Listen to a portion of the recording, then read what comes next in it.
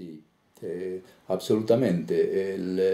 El asunto es no hacer una afirmación de libertad vacua, sino entender que el problema cotidiano, sobre todo en la psicoterapia, pero no solamente, es reencontrar esos espacios de libertad, pero desde adentro de determinaciones que son sumamente fuertes. Ese es el problema, si no, no sería un problema. Ya, pero esa determinación, ¿de dónde surge?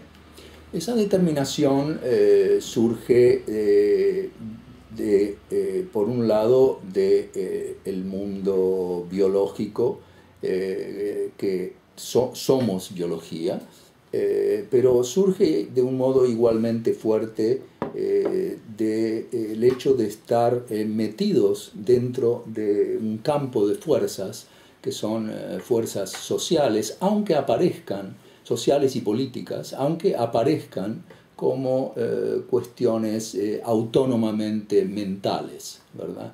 Uno de los grandes problemas de la psicoterapia, que yo lo he vivido progresivamente de modo más intenso en los 30 años que llevo trabajando en psicoterapia, es el intenso modo en que la psicoterapia se concibe como un espacio totalmente autónomo, ¿no? Como si hacer psicoterapia fuera algo que tiene que ver con una mente que está como flotando un poco, y lo cual tiene mucho que ver con el hecho de que la psicología como disciplina, como otras disciplinas, nació en este intento de legitimarse. ¿Y cómo se legitiman en general las disciplinas? Bueno, teniendo un objeto bien claro, definido, una metodología apropiada para ello, etc. Entonces, lo psíquico, lo mental, nació como si fuera un ente totalmente claro y objetivable, y que estaba en una especie de contexto social.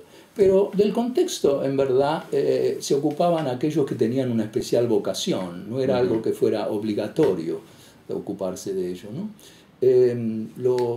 Así es como nacimos los psi, como gente que podía prescindir de lo social después de mentarlo, después de decir, bueno, por supuesto que todos estamos determinados por cosas sociales, por supuesto que, pero ahora hablemos de la mente.